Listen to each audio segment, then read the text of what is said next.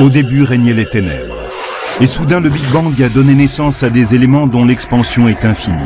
Le temps, l'espace et la matière. Aujourd'hui, ils se sont développés plus qu'on ne peut l'imaginer, au-delà des limites de la planète où nous vivons, pour créer ce qu'on appelle l'univers. Sommes-nous seuls? Ou y a-t-il une autre planète comme la Terre quelque part dans l'univers? Les prochaines générations auront un objectif fantastique, découvrir des planètes qui nous rappellent la nôtre. Je pense que nous sommes à la veille de posséder la capacité technologique nécessaire pour répondre à une question que l'humanité se pose depuis 2000 ans. Une autre Terre pourrait être aussi près de nous que l'est le système stellaire le plus proche. Nous sommes sur le point d'avoir les moyens de découvrir ces planètes. Il pourrait exister des terres bizarres sous d'étranges soleils. Pourrions-nous découvrir d'autres terres cachées parmi les milliards d'étoiles et les milliers de milliards de planètes que compte l'univers?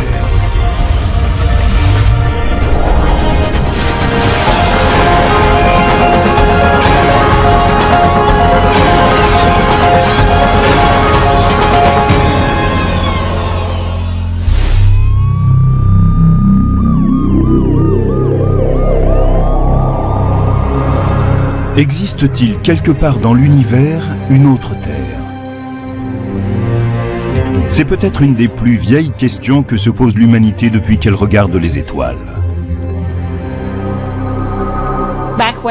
Les hommes, assis autour du feu, regardaient les étoiles et imaginaient que celles-ci étaient d'autres feux autour desquels se réunissaient d'autres tribus. Que veut-on dire exactement par une planète comme la Terre? Qu'elle puisse abriter des formes de vie comme celles que nous connaissons. En résumé, la vie a besoin de 3 éléments de base pour exister. Il lui faut un milieu liquide quelconque pour que s'y produisent des réactions chimiques. Et nous pensons que l'eau est le liquide le plus vraisemblable pour cette opération, car elle est prédominante dans l'univers. On a aussi besoin de chercher les composants de base, les molécules qui permettraient de créer la vie, le phosphore de l'ADN, et puis il faut une source d'énergie. Il s'avère qu'une planète comme la Terre, avec l'eau dont elle dispose, possède tous les éléments indispensables. Les planètes capables d'abriter des formes de vie comme celles que l'on trouve sur Terre ne doivent pas forcément être des copies conformes de notre planète. C'est un peu comme le fait qu'il existe différents types de maisons. Si vous allez dans une ville, vous verrez de grandes demeures et des maisons plus petites, plus modestes, avec simplement 2 pièces. Et puis dans d'autres villes, vous trouverez des studios, des gratte-ciels et encore d'autres formes d'habitat. Elles abritent toutes des êtres humains de même que toutes ces planètes peuvent abriter la vie. C'est un peu comme cela quand on explore l'univers. On cherche des habitats de toutes sortes et on reste à l'affût de tout ce qui peut receler une forme de vie.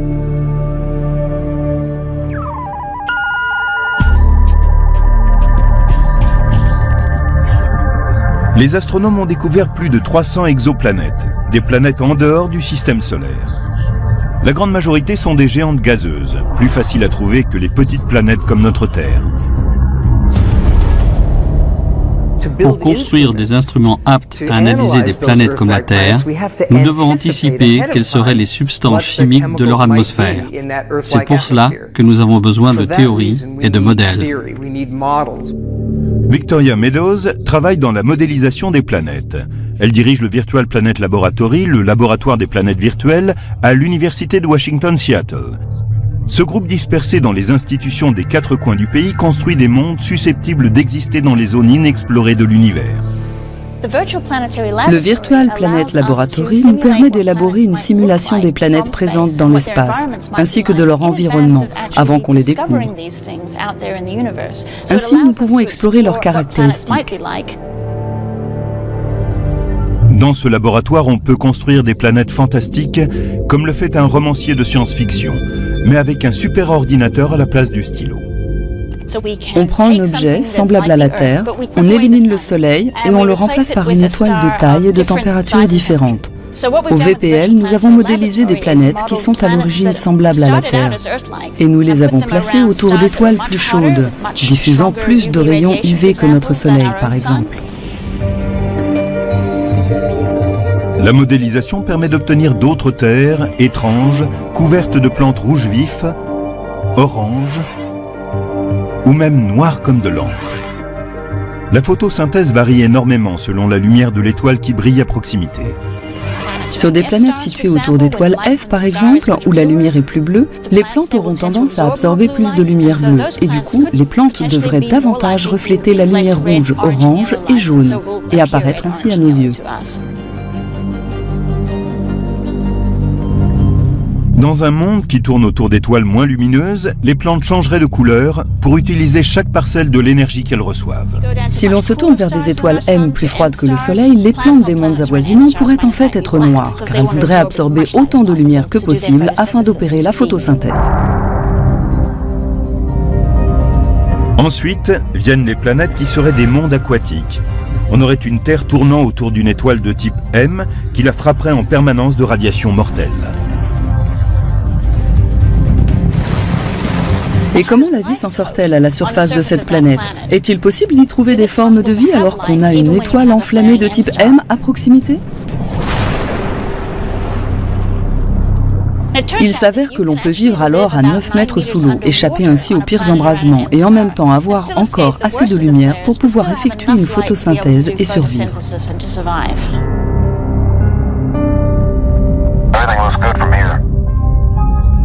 De futures missions d'exploration se profilent à l'horizon et de nombreux spécialistes planchent sur les outils qu'il leur faudra pour détecter des formes de vie sur une planète lointaine. La vie produit des gaz. La vie pue. On peut la sentir. On cherchera donc ces gaz à l'aide de spectromètres à haute résolution.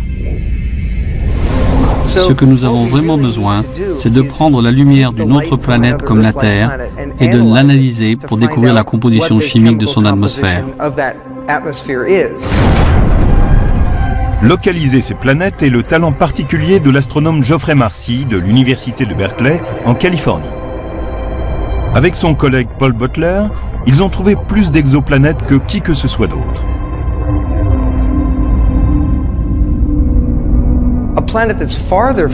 Une planète plus éloignée de son étoile hôte serait très froide. Ainsi, il y a un domaine entre les deux qu'on appelle la zone habitable, où la température est parfaite. J'entends par là qu'elle est tempérée, si bien que l'eau peut s'y trouver sous forme liquide. Et bien sûr, cette eau liquide est un préalable à toute forme de vie. Quand nous regardons d'autres planètes et que nous nous demandons s'il pourrait s'y trouver des formes de vie, ma première question est, est-ce que cette planète peut avoir en permanence de l'eau liquide? Si la réponse est oui, elle m'intéresse. Sinon, il est inutile de s'attarder. L'eau est une substance incroyable. Nous avons la chance que l'univers dispose de ce que nous appelons l'eau. Elle est un grand mixeur cosmique. C'est l'élément critique qui permet aux réactions chimiques de se produire et parfois de faire naître des formes de vie. Mais ces zones spécifiques où de l'eau pourrait se trouver diffèrent selon leur localisation. Si l'étoile avoisinante est chaude, de type O, cette zone en sera plus éloignée. S'il s'agit d'une étoile froide, de type M, cette zone en sera plus proche. Et cela peut même se transformer au cours du temps, car les étoiles ne sont pas stables. Notre propre zone habitable, ici, sur Terre, aura changé dans quelques millions d'années, quand notre Soleil sera plus vieux et plus chaud.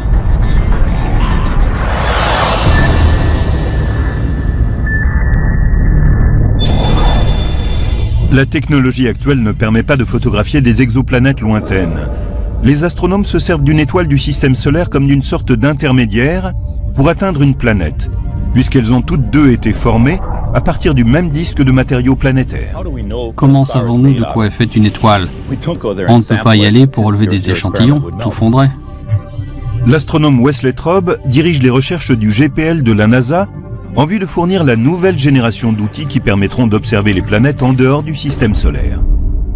Nous effectuons des observations, puis nous scindons la lumière en plusieurs couleurs. Cela a déjà été fait par Newton il y a plusieurs siècles. Il a découvert que si l'on plaçait un prisme dans un rayon de lumière solaire, elle se dispersait en bleu, vert et rouge. En regardant ensuite ces différentes couleurs, on découvre soudain quelque chose d'étonnant. Certaines parties sont exemptes de toute couleur.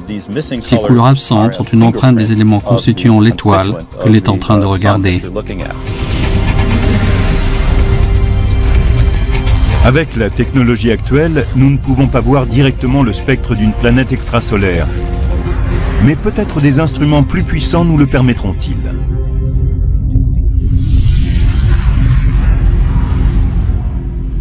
Si on observe cette lumière venant de la planète et qu'on la disperse avec un prisme ou un instrument analogue, on peut dire de quoi est constituée cette planète. C'est ainsi que nous savons si elle possède de l'oxygène, comme notre atmosphère, si son atmosphère contient de la vapeur d'eau, de l'ozone, du dioxyde de carbone et de l'oxyde d'azote. Et rien dans l'univers ne demeure fixe avec le temps. Quand notre Terre s'est formée il y a 4,5 millions d'années, son atmosphère était très différente de ce qu'elle est aujourd'hui. Victoria Meadows et son équipe ont pour objectif d'anticiper et d'élaborer des modèles d'autres planètes semblables à la Terre. Il serait un peu irréfléchi de ne rechercher que des planètes riches en oxygène et au même stade de développement que nous.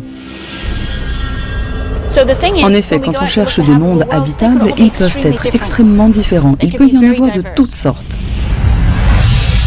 Et si nous découvrons une autre Terre, quelles sont les chances d'y rencontrer une civilisation avec laquelle nous puissions communiquer ?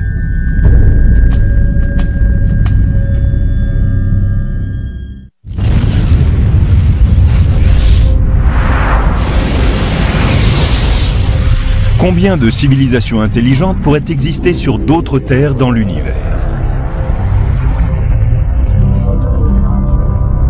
Combien y a-t-il d'étoiles? Combien possèdent-elles de planètes? Combien de ces planètes en sont assez proches pour avoir de l'eau? C'est un problème que les astronomes Carl Sagan et Frank Drake ont soulevé il y a des décennies. Drake a établi une équation selon laquelle il pourrait exister plus d'1 million de civilisations rien que dans notre Voie lactée. L'équation de Drake est une série de nombres, une proposition mathématique qui tente de déterminer les facteurs nécessaires si l'on veut estimer précisément le nombre de civilisations intelligentes dans notre galaxie.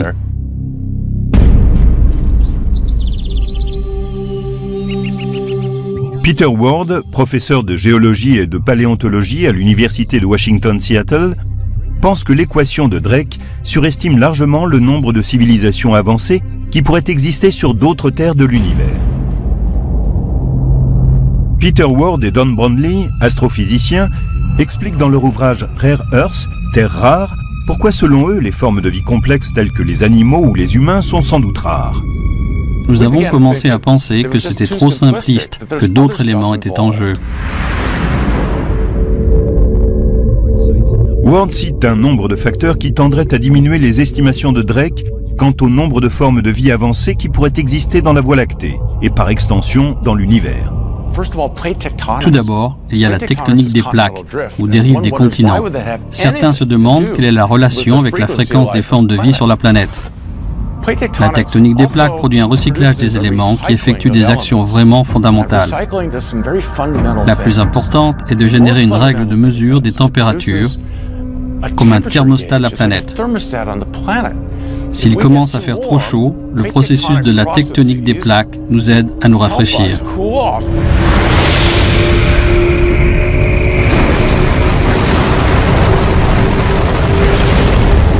Ensuite, il y a la présence de métal sur la planète. En second lieu, si on veut être une civilisation intelligente, il vaut mieux avoir du métal. Il est difficile de trouver du métal sur une planète comme Mars ou Vénus, mais la tectonique des plaques fait tout pivoter, provoque des failles et les métaux lourds remontent.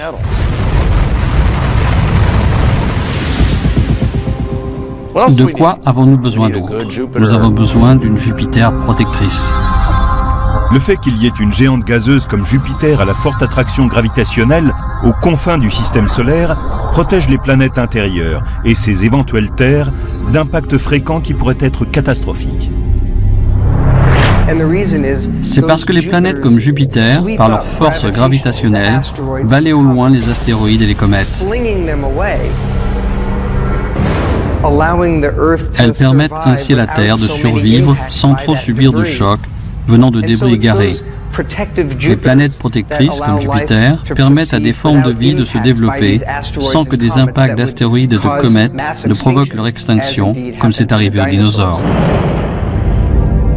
Il y a 65 millions d'années, un astéroïde a heurté la Terre et rayé de la planète les dinosaures. Si les dinosaures ont disparu, c'est parce que Jupiter a mal fait son boulot. Elle aurait dû être virée. Elle a été nulle ce jour-là. Elle a laissé passer un de ses astéroïdes et on a vu ce que cela a donné. La comète Shoemaker-Levy s'est écrasée sur Jupiter à la fin du siècle dernier. Quel est le rôle de cette planète? C'est important d'avoir une planète comme Jupiter à l'intérieur du système galactique. La plupart des astrophysiciens concentrent leurs efforts dans la recherche de mondes situés dans la zone habitable, autour d'une étoile. Mais Ward et son co-auteur pensent que la position de la planète à l'intérieur de la galaxie est également un élément important. C'est pour cela que nous avons défini ce que nous appelons la zone galactique habitable, une zone à l'intérieur de la galaxie qui n'est ni trop proche ni trop lointaine. C'est la zone que nous appelons Goldilocks dans notre galaxie. Ils ont établi 9 facteurs caractéristiques de ce qu'on appelle une zone galactique habitable.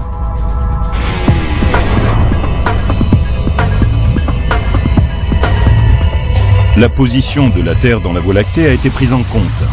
Elle est à l'écart des étoiles à neutrons mortels, des trous noirs et des funestes sursauts gamma.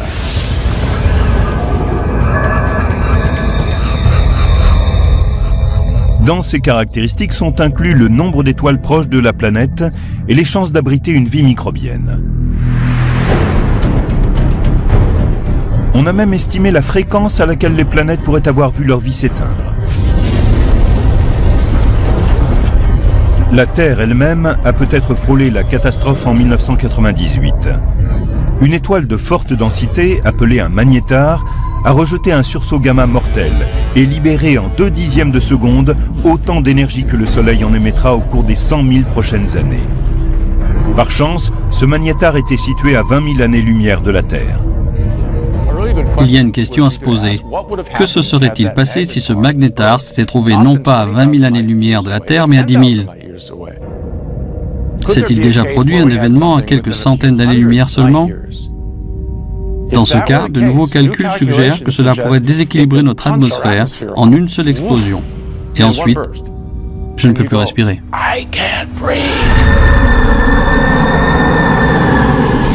C'est une catastrophe. Et c'est parfaitement possible. Les humains ne sont peut-être que le résultat d'un coup de chance cosmique. Les hypothèses optimistes de l'équation de Drake ne tiennent pas la route face à ce que les spécialistes ont appris au cours des dernières décennies. L'équation de Drake était une construction remarquable, mais elle a été élaborée dans les années 60. Nous avons donc ajouté des éléments qui n'étaient pas connus à l'époque, et je pense que cela la rend plus fiable. Et finalement, cela réduit les hypothèses, et je pense que le chiffre de millions de civilisations avancées ne peut plus être défendu. Combien pourrait-il y avoir d'autres terres abritant des civilisations avancées dans notre Voie lactée ? On m'a déjà demandé de nombreuses fois de faire une prédiction, et disons qu'il y en a une à laquelle je consens. Il peut y avoir plus d'une civilisation, mais moins d'1 million. Les astrophysiciens concentrent leurs recherches sur la découverte d'autres planètes comme la Terre, et ils pourraient finalement trouver une autre civilisation. Mais déjà, l'exploration d'autres terres pose d'immenses défis techniques aux spécialistes. Contrairement aux étoiles qui ont pu être cataloguées, les planètes ne peuvent être aperçues avec la technologie actuelle. Une planète, quand elle est à des années-lumière, est presque au sommet de son étoile quand on la voit de l'extérieur du système solaire. Et le pire, c'est qu'une planète semblable à la Terre, mais plusieurs fois plus grande, ne reflète qu'une quantité infinitésimale de la lumière de son étoile.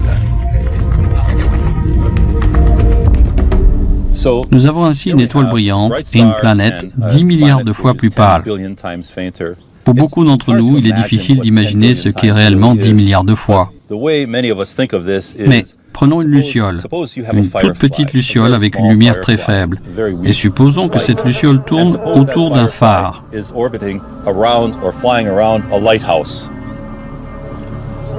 Maintenant, on va essayer de regarder cette luciole en train de voler autour du phare à 3000 années-lumière de là.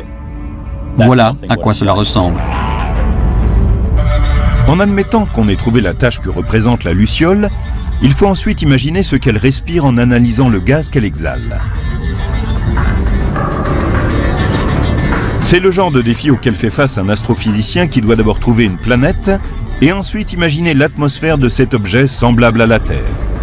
Les spécialistes ont toutefois conçu des façons indirectes de découvrir des planètes extrasolaires.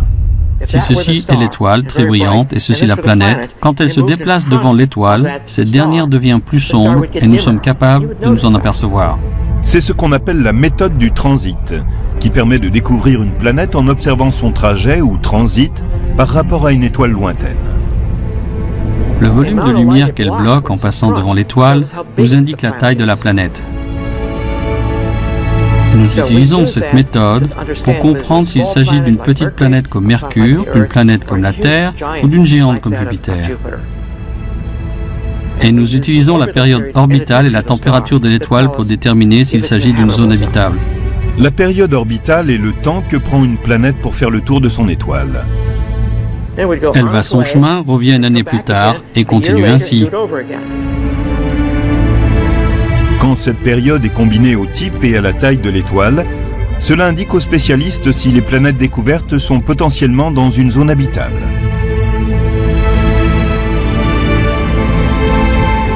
La méthode du transit fonctionne si l'observateur ou le télescope est dans le même plan que l'étoile et ses planètes. Mais si l'on est au-dessus ou au-dessous du système, on utilise une autre technique, la vélocité radiale. Cette méthode dépend de l'observation attentive d'une étoile lointaine. Il s'agit de voir si elle est tirée en avant et en arrière par la force gravitationnelle d'une exoplanète invisible. Les astrophysiciens peuvent utiliser cette information pour imaginer les caractéristiques de l'exoplanète qui influence l'étoile.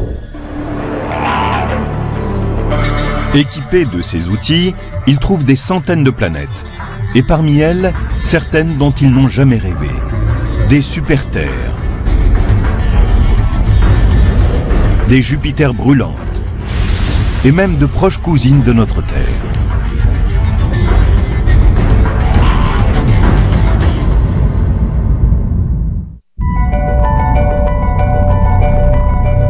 Au cours de cette recherche de planètes de type terrestre, parmi les milliards d'étoiles que compte l'univers, les astronomes ont trouvé une relation entre la composition d'une étoile et la probabilité qu'elle ait des planètes autour d'elle.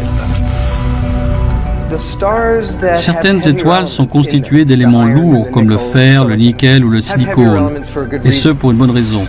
Elles se sont formées à partir de nuages moléculaires de la Voie lactée qui se sont effondrés pour former une étoile. Dans ce processus, elles ont laissé autour d'elles de la matière placentaire qui s'est parfois coagulée en planètes. Il est évident que les étoiles qui comprennent beaucoup d'éléments lourds formeront des planètes qui en prendront également en quantité. La proportion d'éléments lourds dans une étoile est appelée sa métallicité, ce qui ne signifie pas forcément qu'elle contient beaucoup de métal au sens habituel. Pour un astrophysicien, un métal est tout élément plus lourd que l'hydrogène ou l'hélium. De ce fait, le lithium est un métal, le soufre est un métal, le chlore est un métal, et pas seulement le fer, l'or ou l'argent. Une exoplanète semblable à la Terre ne doit pas seulement avoir des éléments lourds dans sa composition et se situer dans la zone habitable d'une étoile. Elle doit aussi être de la taille qu'il faut pour abriter des formes de vie. Cela signifie que sa taille doit lui permettre d'avoir une atmosphère, un système de tectonique des plaques et des volcans, ces points étant essentiels pour réguler la température. Pour que cela soit possible, les spécialistes estiment qu'une planète doit faire au minimum un tiers de la masse de la Terre. Et à l'autre bout de l'échelle, elle ne peut pas excéder 10 fois la masse de la Terre. Ce n'est qu'au cours de la dernière décennie que l'existence d'exoplanètes est passée de la théorie à la réalité. Il y a un peu plus de 10 ans, nous ne connaissions aucune planète extrasolaire. Nous ne connaissions que celles qui tournaient autour du Soleil. Maintenant, nous avons découvert qu'il y en avait autour d'autres étoiles. Et ce qui est passionnant, c'est que certaines sont peut-être habitables et qu'il y a une chance qu'elles abritent une forme de vie.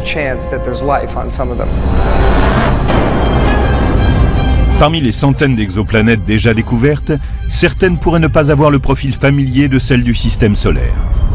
Nous avons trouvé d'étranges Jupiters qui orbitent très près de leur étoile.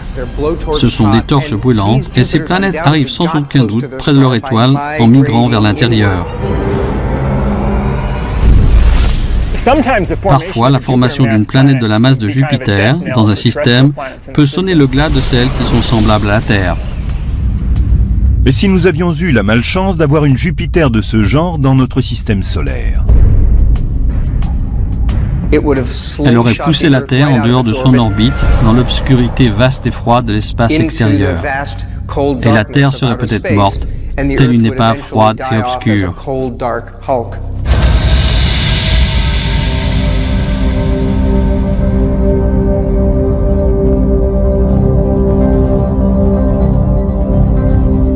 Plus de 300 exoplanètes ont été repérées, et on en découvre constamment.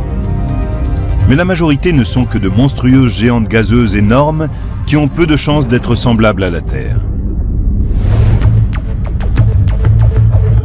Dans la constellation de Pégase, à environ 50 années-lumière de la Terre, se situe la planète 51 Pégasi b.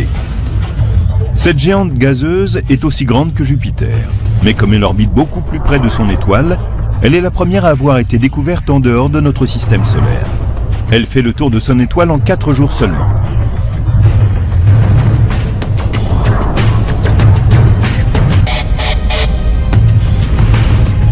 La planète 70 Virginis b est encore plus loin que Pégase.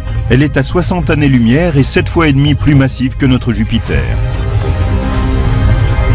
Au début, on pensait qu'elle était dans la zone habitable de son étoile. C'est pour cela qu'on l'a surnommée Goldilocks.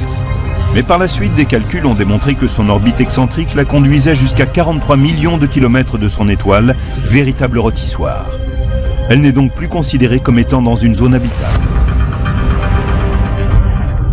La géante gazeuse Tresphore a un diamètre de plus d'1,5 fois celui de notre Jupiter, ce qui fait d'elle la plus grande planète découverte jusqu'ici. C'est une gazeuse géante, et bien qu'elle soit plus grande que Jupiter, sa masse ne représente qu'un peu plus des 3/4. C'est une planète chaude qui se déplace autour de son étoile en 3 jours et demi.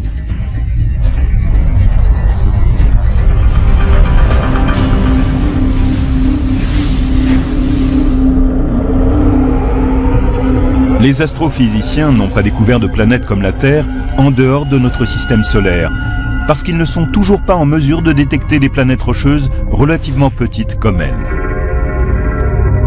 La technologie n'est pas encore au point. Mais ils ont eu plus de chance en ce qui concerne les super-terres. En réalité, on a pu découvrir des planètes susceptibles de se trouver dans une zone habitable autour d'autres étoiles. Il y a un exemple classique, c'est la planète Gliese 581c. Le système de Gliese 581 est situé à environ 20,5 années-lumière de la Terre, dans la constellation de la Balance. Gliese 581 fait 5 fois la masse de notre Terre. On avait quelque espoir qu'elle soit la première planète semblable à la Terre découverte dans la zone habitable d'une étoile, mais cela s'est révélé faux. Elle ne correspond pas tout à fait aux critères. Au lieu d'être une super-Terre, ce serait une super-Vénus. Elle serait comme notre Vénus, mais plus chaude, avec une température possible de 600 degrés. Et elle serait également plus massive que Vénus. Mais Gliese 581c a une parente un peu plus lointaine et plus froide. C'est Gliese 581d. Celle-ci est localisée aux confins de la zone habitable, là où il fait plus froid. Quand on la regarde au début, on se dit qu'elle est un peu trop froide, mais il s'avère que si la planète possédait suffisamment de gaz à effet de serre, elle pourrait être assez chaude.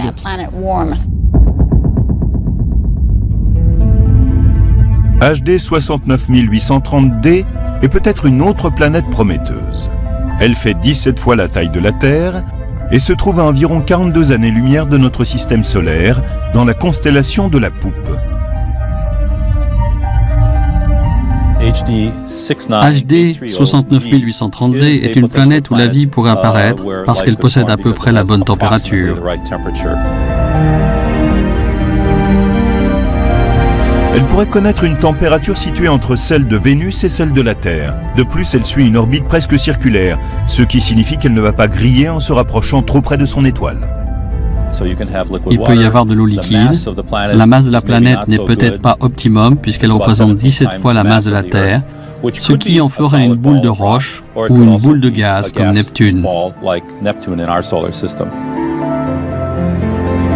Quand la NASA sera en mesure de lancer des missions à la recherche de planètes, on s'attend à ce que des astronomes puissent établir un spectre qui nous donnera plus d'informations sur la composition d'une planète. Ils pourraient dire si elle possède une surface solide ou s'il s'agit d'un monde aquatique ou encore de quelque chose de complètement différent. La recherche d'autres terres a mené les astronomes à des années-lumière de notre voisinage spatial. Mais une autre Terre pourrait-elle exister dans notre système solaire?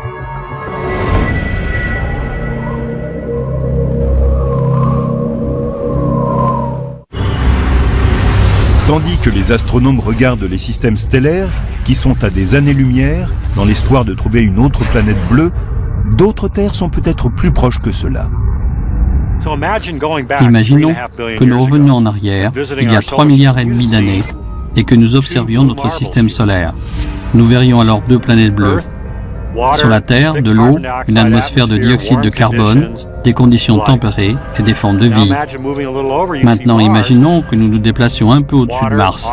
On y voit de l'eau en surface, une atmosphère épaisse de dioxyde de carbone, des conditions tempérées et peut-être des formes de vie. Les 2 planètes ont commencé à évoluer et la Terre est restée habitable.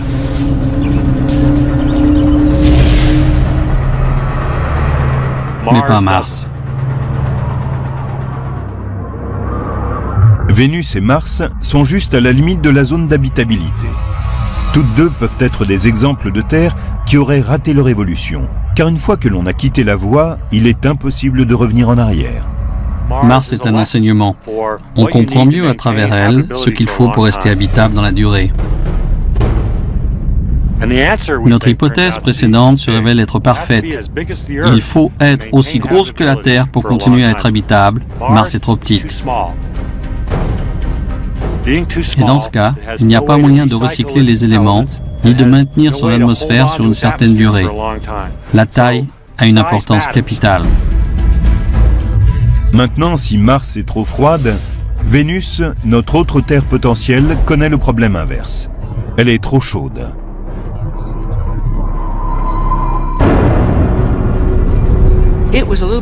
Elle était un peu trop près de son étoile, du Soleil, donc elle est devenue chaude, elle l'est restée. Tous les éléments, comme le dioxyde de carbone ou CO2, qui ont permis la formation de la Terre, ont présidé à celle de Vénus. Mais sur Terre, ils ont été incorporés à la roche. Sur Vénus, ils sont restés dans l'atmosphère. Or, cette dernière provoque un réchauffement global de plusieurs degrés. La lumière solaire arrive et ne repart pas. La planète est comme l'intérieur d'un four à pizza. Vénus n'a pas réussi parce qu'elle était trop proche de son étoile. Elle n'est pas née au bon endroit et Mars n'avait pas la bonne taille. Tout cela est très intéressant. Nous avons Vénus, la Terre et Mars. Vénus est au mauvais endroit. Mars n'a pas la bonne taille et la Terre, elle, est au bon endroit et a la taille qu'il faut. Si nos voisines immédiates dans le système solaire n'offrent pas toutes les garanties pour être semblables à la Terre, notre plus proche voisine galactique, Alpha du Centaure, pourrait cacher une planète qui posséderait tous les critères exigés. Elle se situe à un peu plus de 4 années-lumière. À l'échelle cosmique, c'est la porte à côté. Il y a de bonnes chances pour que des planètes comme la Terre tournent autour d'une ou 2 étoiles d'Alpha du Centaure. Greg Loeffling a conçu un modèle informatique pour démontrer que des planètes de type terrestre devraient exister dans ce système. Il y a un certain nombre de raisons pour lesquelles Alpha du Centaure est l'étoile idéale, si l'on veut traquer les planètes de type terrestre. Elle est proche, elle comprend 2 étoiles comme le Soleil, elle possède une quantité d'éléments lourds qui interviennent dans la construction des planètes. À quelle distance de la Terre Alpha du Centaure se situe-t-elle? Imaginons d'abord que l'on rétrécisse le Soleil à la taille d'un grain de sable. Un grain de sable est sans doute le plus petit objet que l'on puisse voir à l'œil nu et que l'on puisse sentir du bout des doigts. Si l'on considère que le Soleil est de la taille d'un grain de sable, le système alpha du Centaure est comme 3 grains de sable situés à 8 km. Maintenant, si on veut trouver un système similaire alpha du Centaure qui convienne à notre recherche, il faut aller au-delà de l'horizon. Il s'avère que les étoiles d'Alpha du Centaure pourraient abonder en matériaux bruts aptes à fabriquer des planètes. Alpha du Centaure a une plus forte métallicité que le Soleil. Donc la formation de planètes aurait pu s'y produire sans difficulté majeure.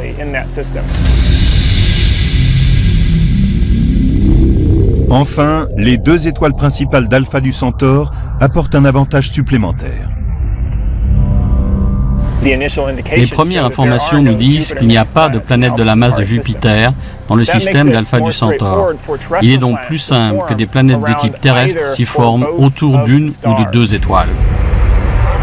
Car les grandes géantes gazeuses se forment autour de noyaux glacés aussi vastes que notre Terre. Il faut beaucoup d'espace froid pour que se forment ces noyaux. Regardez comme Jupiter est loin du Soleil. Mais quand on a 2 étoiles avec des orbites qui se chevauchent dans un système comme Alpha du Centaure, il n'y a pas assez d'espace. Il ne fait pas assez froid pour permettre la formation de ces géantes gazeuses. Ainsi, on suppose que les planètes d'Alpha du Centaure, si elles existent, sont des planètes comme la Terre, Mars ou Vénus. Ce ne sont pas des géantes gazeuses comme Jupiter ou Saturne.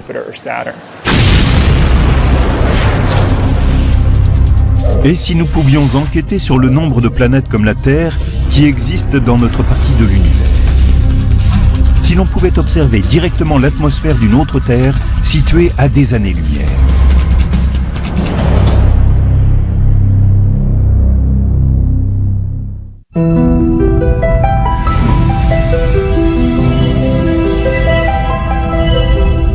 Pour découvrir une autre Terre, les astronomes doivent surmonter d'immenses défis techniques. Comment scruter une planète lointaine? C'est un problème que la NASA a abordé comme pour la conquête de la Lune, en établissant des projets qui s'étendent sur des décennies.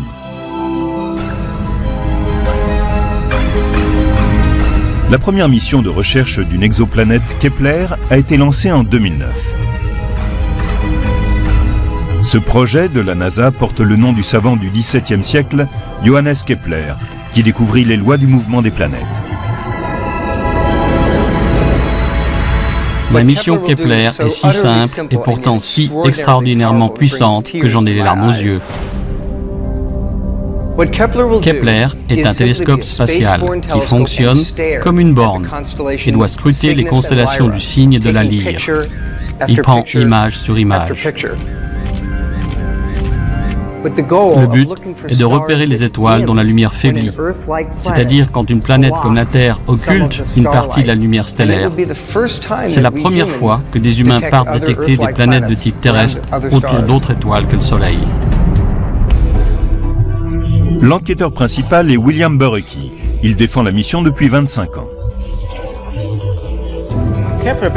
Kepler est une mission spatiale qui permet de placer un très grand télescope qui est aussi comme un caméscope.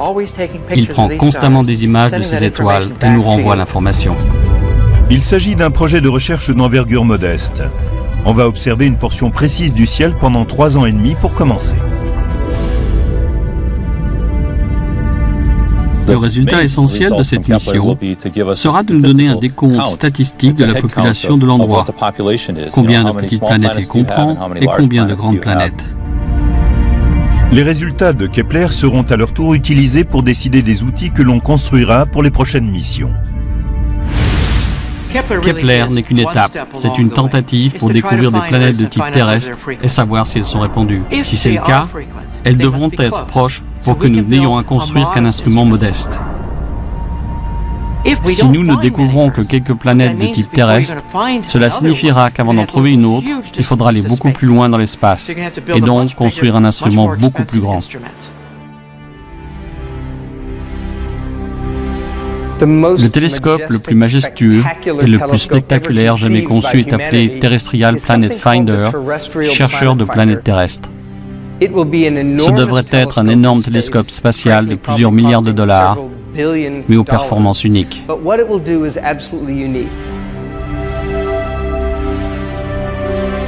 Il serait le premier télescope à prendre des images de planètes de type terrestre.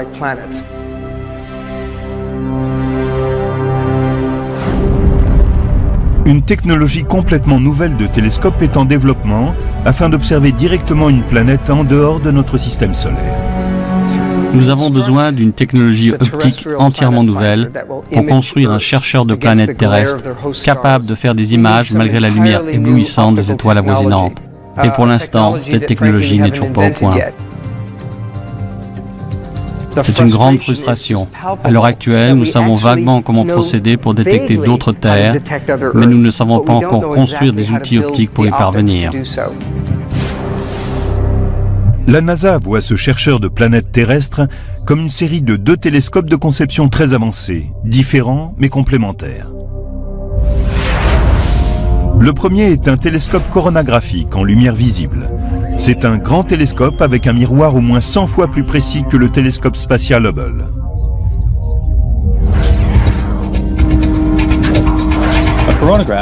Un télescope coronographique est un télescope qui collecte la lumière d'une étoile et la concentre à l'autre bout, comme un télescope normal. Sauf qu'ici, on bloque la lumière de l'étoile et on essaye de laisser passer la lumière venant de la planète. En faisant cela, on élimine la lumière dispersée dans l'instrument, ce qui permet de regarder la planète qui est 10 milliards de fois moins lumineuse qu'une étoile principale. Le deuxième élément du chercheur de planètes terrestres est un interféromètre. Un interféromètre prend la lumière venant d'une étoile. Il la capture avec 2 télescopes ou parfois plus. Et cette lumière combinée est traitée de façon à ce que la lumière de l'étoile disparaisse. Ce qui est bien, c'est qu'on peut alors regarder une planète qui est proche de l'étoile sans que la lumière de la planète disparaisse. C'est toute la magie de l'interféromètre. Pour pouvoir faire tout cela, il faut perfectionner la technologie des outils de contrôle et de commande et leur apporter une plus grande précision. Et ce travail peut prendre des années.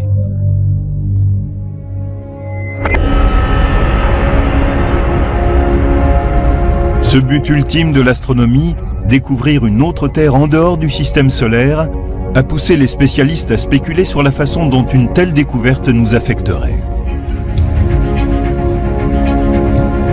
Je pense que si nous trouvons quelque part une autre Terre, cela aura un énorme impact sur la société. Je suis certaine que nous ne sommes pas seuls, que nous ne sommes que l'un des nombreux sites de vie potentiels. Et je pense que cela provoquera un énorme choc dans l'esprit des gens. Il est également possible que nous soyons uniques dans l'univers et que l'on puisse en effet découvrir des planètes semblables à la Terre mais qu'elles n'abritent pas d'êtres intelligents. Rappelons-nous une chose importante. Il est possible que nous, humains, représentions un coup de chance dans l'arbre de l'évolution. Un brin de paille, si vous voulez, arrivé dans la savane de l'Est africain il y a 2 millions d'années.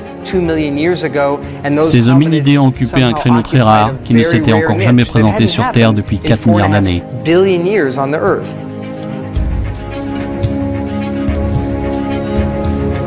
Et il se pourrait bien que nous soyons une singularité extraordinaire dans la Voie lactée. En fait, il se pourrait que le destin de notre espèce soit d'explorer la Voie lactée et que nous soyons la première de ce type. Dans ce cas, nous aurions pour mission de découvrir parmi les étoiles nos racines chimiques